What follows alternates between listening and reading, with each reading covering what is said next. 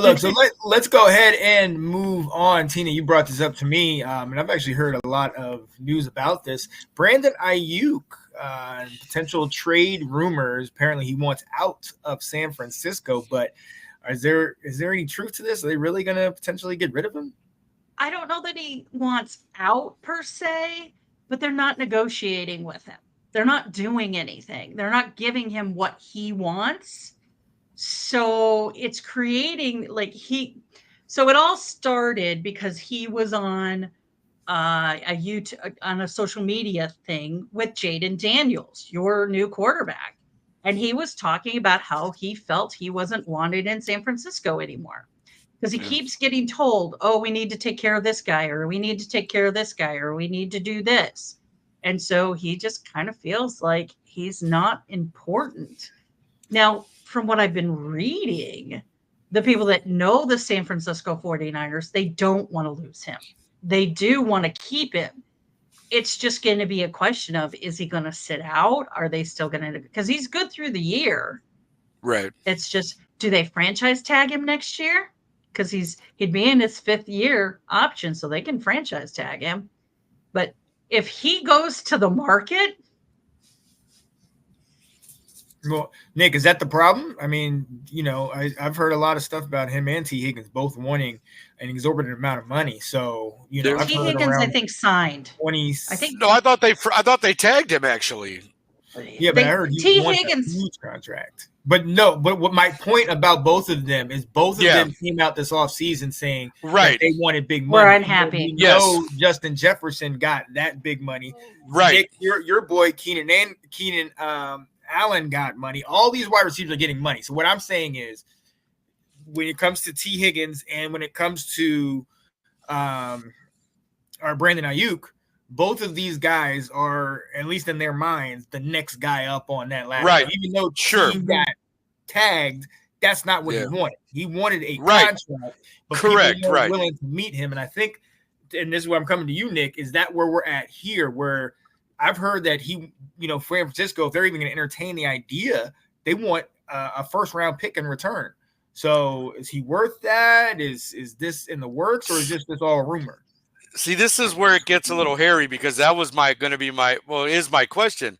What do you get if you decide you want to trade him because he really wants out or he's disgruntled, whatever it is? Like Tina said, he's under contract. They don't have to do anything with him. Because if you sit out, you lose the money. That's on you. Like, they don't have to do anything right now with Brandon, and that's the thing. But if you decide you want to trade him, well, thank you, Nathan, for chiming in. If you decide to trade him, what do you ask for? Because first-round pick, Brandon is a good receiver, but who's the man on that offense? Christian McCaffrey. So you can say, well, okay, Brandon, maybe we'll try and get something good for you because we feel you have value, but is he really worth a first-round pick? And I want to say no, not because I don't think he has talent or doesn't have a ceiling. I just think right now he's not worth a number one. And I don't know too many teams who would probably give up. I mean, yes, you want a receiver, you need a receiver, fine. But I don't think you're willing right now, given the way the draft went and how all the teams were trying to set themselves up and how some of the teams improved and some just kind of stayed where they were, you're not going to give up a first-round pick for this guy unless you're convinced that he is going to come in and be your number one guy, because that's what he wants. Why do you want to bring in someone who's going to all of a sudden be commanding, first-team reps every time because he wants to be that top guy, and you've already got a guy in your camp who you think is your top guy? Now all you're going to do is butt heads with each other, and that's not what you want. Again, Nathan is chiming in. They'll pay him. This issue is a huge elephant. Sure, you can't pay everyone. Exactly, Nate. San Francisco's pretty stacked, is he not? You know what I mean? Yeah. Like, their offense is very potent. It's got tons of playmakers on it.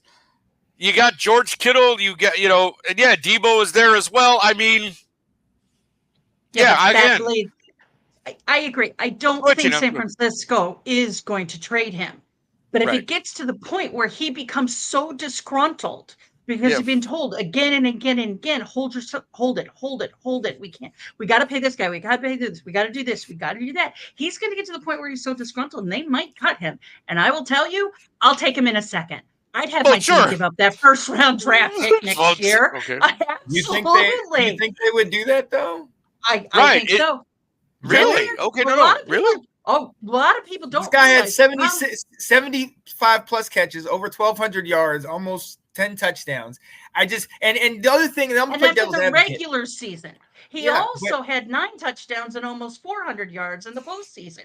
And also remember, he came why in would you and get took rid of that over production? for Debo. I don't think they will, but it may depend on him. He wants 30 million. They offered him 26. He said no. It could get to the point where, like we discussed this before, Sean, it could get to the point where the team sees him as a poison pill in the locker room because he's so disgruntled and because he feels like he's not getting, again, wide receivers are divas. They want to be the center of attention. Yeah, And it's the yeah, guaranteed as money. Nathan just I, said, it's I about the I guaranteed agree money that there are too. divas, and most of them Yeah. are. And if we're gonna go To, I get it, or Brandon Marshall, like your guy, I get those. Both of y'all have had the Brandon He Marshall put effect in locker room, this out Yes. on a but live social to his media buddy, feed. because he was trying. Yes. So my thing is this, Nick, to your point about is he Yep. worth number one? You and I have had this debate. What is a number one wide receiver? What? Right. Oh, You know? many times, my friend. So now a What the number of team teams, thinks is half a the number team, one. well, half the teams, That's what's important. That's what's important. Well, that's the thing. Half the teams in the league don't value him as that. But All right. think about the team that he was talking to. He was talking to a team that's rebuilding. He's talking to a quarterback Yes. he played with in college. So Right. I don't think it's as much as I'm coming out here being disgruntled as it is, hey, you guys got new owners, you got new quarterback, you got all this money because we still got 60 mil in cap after getting Right. Bobby Wagner, Austin Eckler, all these guys. I think it's him like, hey, they don't want me, boo-hoo, boo-hoo. Because in reality, San Francisco, he's too valuable to leave. I get that we have all these other pieces, CMC, Debo, I get that, Kittle. George But Kittle, if you look at those three guys, especially last year, a lot of them had significant injury time. Debo, Sure. the whole issue with Debo is that he can't stay healthy. So while he might be a great asset, great piece, the way that he's used is it leads to him being injury prone. So it'd be foolish for them to let go of our guy Brandon Ayuk. I think the issue is I cutting him, to me, that's just a bad business move in my opinion. You have to either get something out of him or you're like, look, like you said, he's still on contract. So you got to play.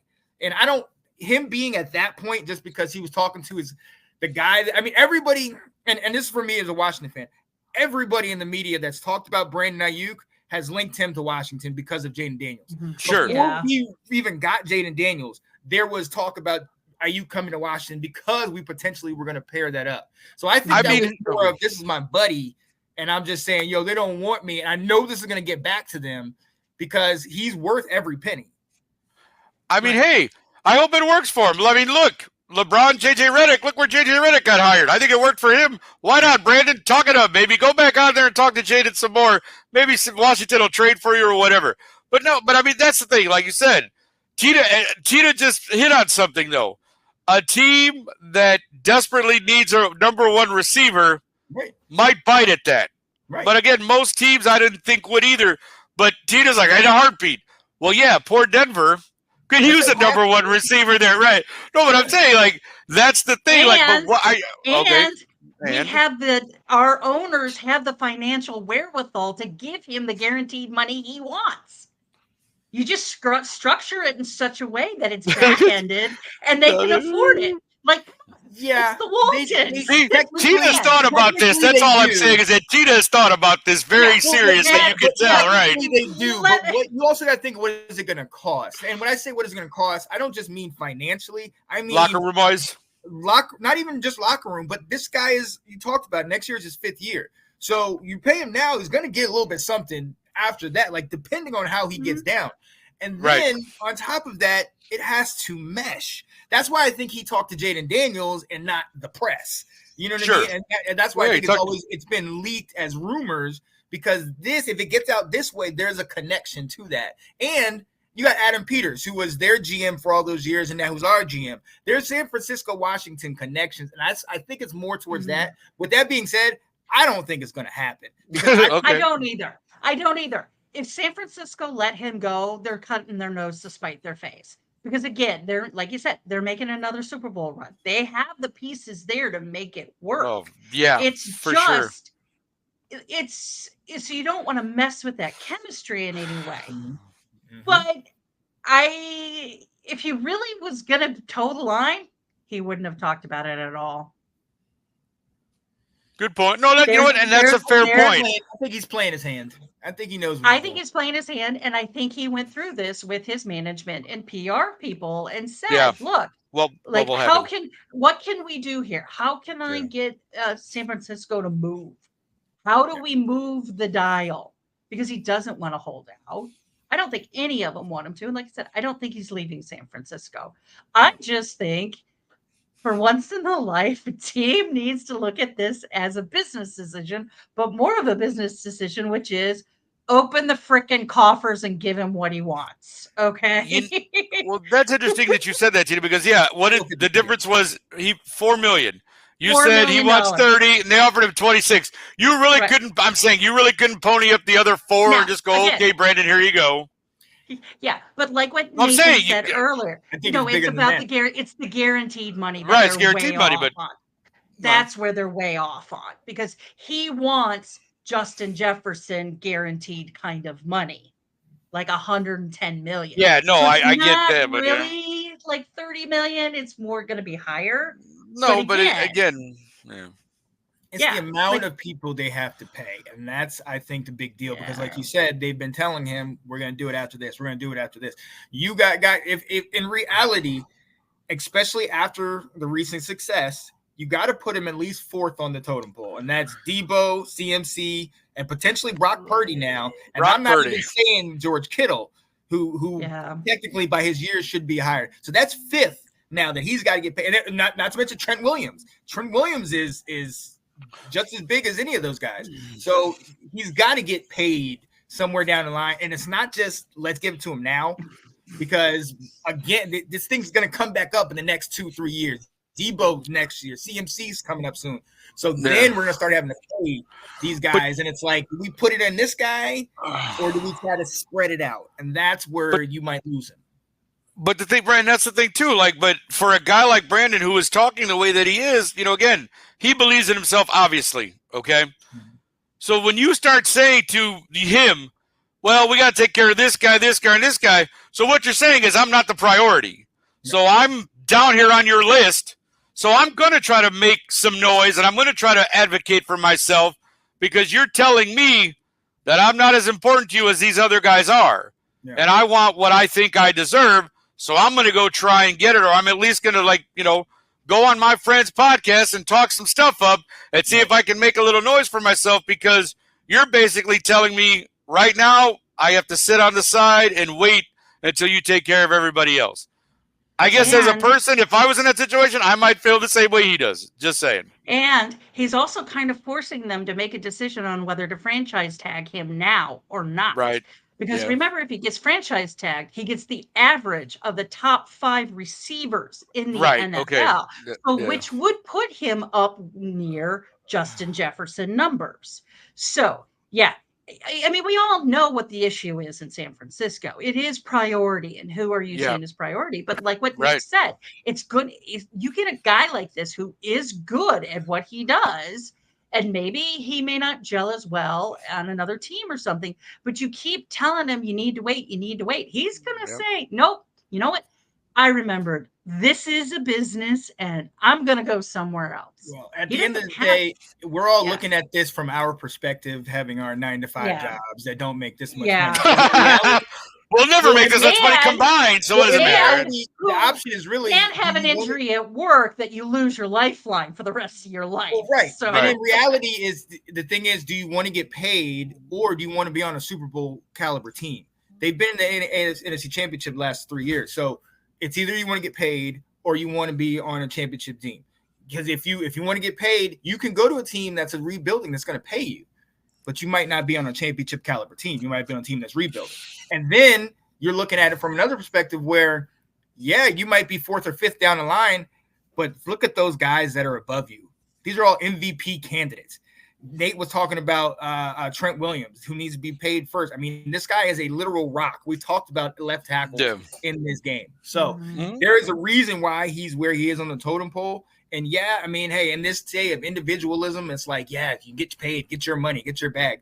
But at the end of the day, you guys have been in the playoffs and or Super Bowl at least 3 out of the last 4 years. So make your it's kind of put on him. So San Francisco's like, yeah, you can do this. And if you go, we can work it out. We're gonna get what we're gonna get for you. But at the end of the day, are you gonna make that team a Super Bowl contender? Because right now you got 3 or 4 guys that even if 2 of them are out, 2 more can jump in and you're still quality. You're still one of the best of the pack. So I mean, at the end of the number 2 there, he might be a number 1 somewhere else.